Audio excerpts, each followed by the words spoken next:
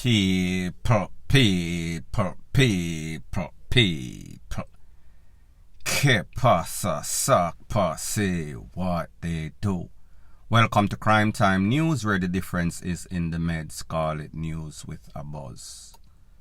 First thing that is popping is an update about a story that I spoke about yesterday, wherein 8 detainees escape from the Black River Paw Station. Black River is in St. Elizabeth. Those individuals were what we call high-risk individuals. They were locked up and charged for some serious crimes, including murder, shooting, robberies, rape, jump over all sorts of people fence. Now, it is said that they use some sorts of sharp object, meaning a hacksaw blade or something like that, and they made their escape through some sorts of ventilation system in the cell, from the cell to the external world. Now, people, it seems as if the details is even worse. It seems as if these Popo are even more incompetent than we thought, and this is based on a couple of pictures, mostly about 4 of them or so that I got. If you look at your screen right here, this is picture 1 of 4. If you look at the grill, this looks like the outside. You could see that the grill cuts in a, not square, however, them lift it up, them cut from inside and it cut from outside. So therefore, you have to pass 2 layers of grill. People, when you look at these grills, these are not burglar bars that you would see in some ordinary penitentiary jail, especially the United States of America. You would have some reinforced steel. This look like some sorts of grill where you put on some sorts of jerk chicken pan, meaning 2 different layers. It no look secure. It could be easily cut. It could be easily breached. So that is picture 1 of 4.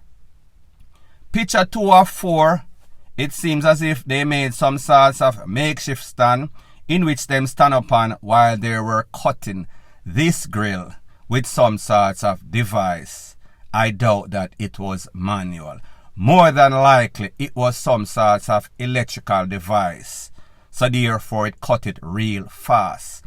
However, with these electrical device or motorized device, they make a whole bunch of noise. How is it that somebody would be out there with something like that, cutting the grill for an enormous amount of time and nobody heard? This is our next picture from inside looking out. Again, like me tell you, 2 different layers. The grill, it kind of cheap. Picture 4, this is from, looks like inside looking out. You could see the ray of the sun coming through the part that was breached. Now, people, in a previous video that I did yesterday, I said that it seems as if we really have the real definition for sleeping policeman. It seems as if these persons are literally and figuratively sleeping on the job. How is it that you have a Popo station first thing first, where anybody from the external world can just walk in just like that, have access to the era where you have dangerous criminals?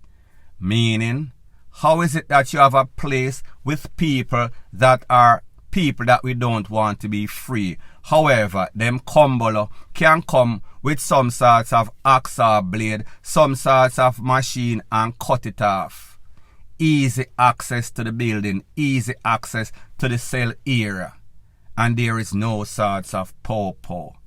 How is it that there is no sorts of protocol in which on every hour or every half an hour, somebody, one of these employees, would walk around the building, knock the grill, make sure it's stable, check the door them, check everything, make sure that there's no sorts of criminal lurking around to break these people out. Maybe there's a protocol, however, like most things, most businesses, most relevant authority in Jamaica, it is run by a group of incompetent, negligent, irresponsible people. I am sure that somewhere in the POPO manual, there's a protocol for that. However, more than likely, it has not been followed for a couple of decades or so. So therefore, this is a next case, a next instance. So, bad enough, you don't have a perimeter fence around the institution, around the cell. You also have some cameras that are there, and these cameras are not operational, meaning them no work. It's just face.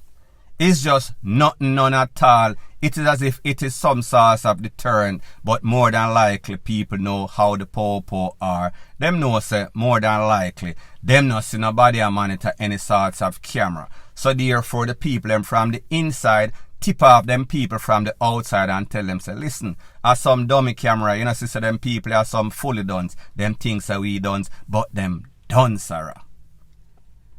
Now people, they say that the definition of insanity is doing the same thing over and over and expecting different results.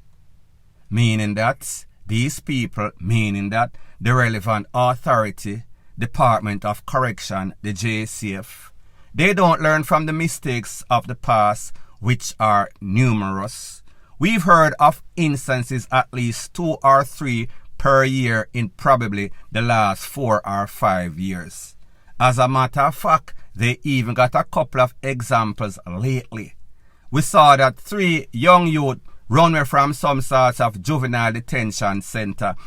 Based on the POPO report, it is said that they were chaperoned from where they have their meal and they were taken back to their dorm, which part them sleep, and them run away from the people that was chaperoning them.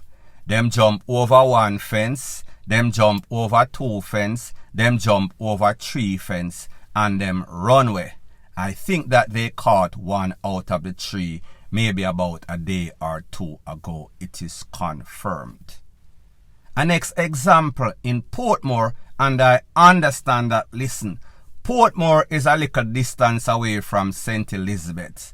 However, we live in an information age, wherein if something happens and you happen to be a part of that business, as in keeping criminals away from decent, law-abiding, tax-paying citizens, you would have thought that there would be some sorts of memo, some sorts of notice board. In that incident in a Portmore, some men were seen with some sorts of bag, with some sorts of hacksaw blade, with some sorts of weed, with some sorts of lighter, with some sorts of cell phone. The popo was just happening to pass by and spot them. Them look suspicious. Them take what themselves, drop the bag and run away. So therefore it tells us that, listen, these people realize that, listen, it is easy to breach these penal institutions, these jails. They are monitored by nothing except some sorts of sleeping popo, sleeping policeman. So therefore you can do whatever you want to do, walk and just spot it out like spot a lion, go to the cells, pass the weed, pass the cigarette, pass the cell phone, pass the card. Anything that they want, they can get, because there is no sorts of monitoring, there is no sorts of perimeter fence, there is no sorts of CCTV. So people, let me ask you this. The same set of people that are supposed to be promoting this Jamaica Eye, it seems as if they are not practicing what they are preaching. Because them I try to tell you, attach or connect to the Jamaica Eye, so therefore we can solve crimes. However, the people that are directly responsible for solving crime and keeping unscrupulous characters in these jails, they cannot even manage to do a simple task. People, don't you see exactly what is going on? Don't you see the level of incompetence, the level of irresponsibility that exists in Jamaica? in our Popo force. These are the people that are supposed to serve and protect us, keep us out of harm's way. People, they themselves cannot protect themselves. The other day, an example, we see some people pull up on some sorts of Popo station. It was lucky for the mongrel lassie that saved the day. Had it not been for the dogs barking, these Popo in the station could have been DEAD, because again, they were caught lapsing, they were caught sleeping Popo. Now people, like I've said, they have gotten a whole bunch of examples, warnings, in which you would have thought that they would have learned their lesson. However, we see this happened 4 or 5 years ago when there's numerous breakouts, jailbreak. However, fast forward 2023, June that is, it is happening just again, once again, back to back to back. Now people, we understand that we are not a very proactive nation, meaning the relevant authority. They are always reactive. So we're going to see now, you're going to hear the upper hierarchy of detention center and the Popo come out and said, listen, we are going to put up perimeter fences and CCTV cameras in all juvenile detention center and in all jails, and we are going to be monitoring, we're going to be paying somebody specifically to sit and watch these screens.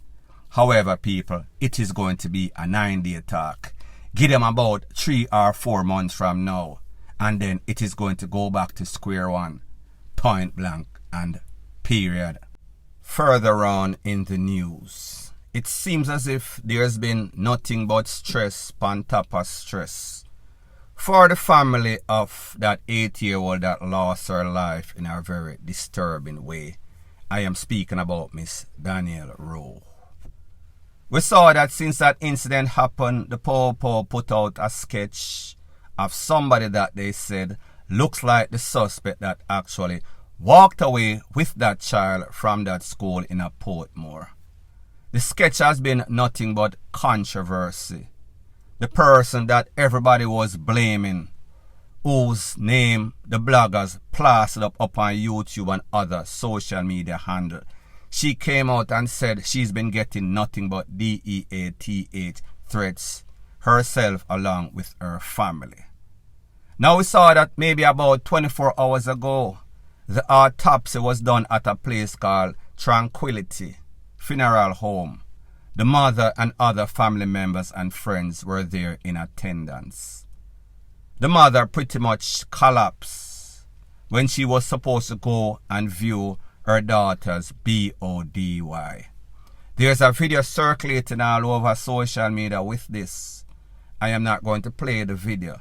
However, you and I know that as caring parents, had something like that happen to your child, especially 8-year-old, and then you have to come and revisit again and hear the gory details of how, based on what they are said, the official report is that she got some sorts of incise, WOUND to the neck, which is not information that we did not know. However, we just did not know how bad it was. It was not official.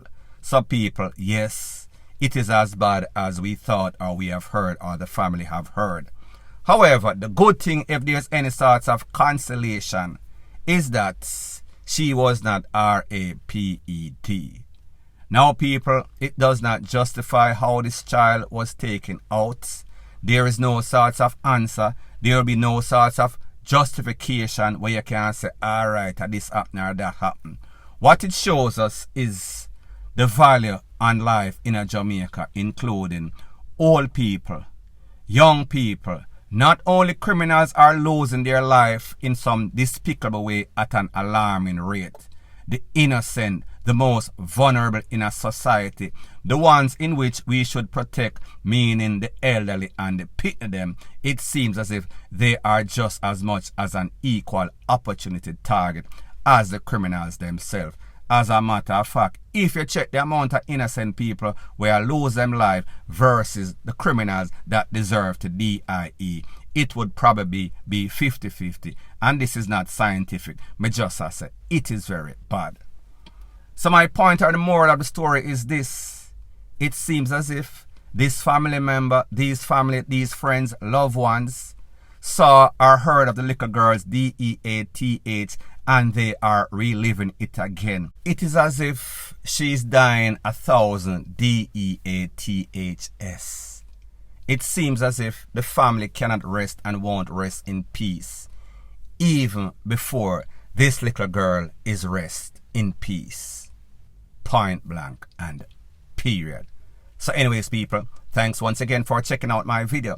If you appreciate videos like these, please show your appreciation by liking, commenting, sharing and subscribing to my channel. That is how YouTube promotes videos like these to like-minded, sensible persons like yourself. And last but not least, please subscribe to my next channel. It is called Jamaica Dancehall Source. I'll be pinning the link to that channel in the description of this video.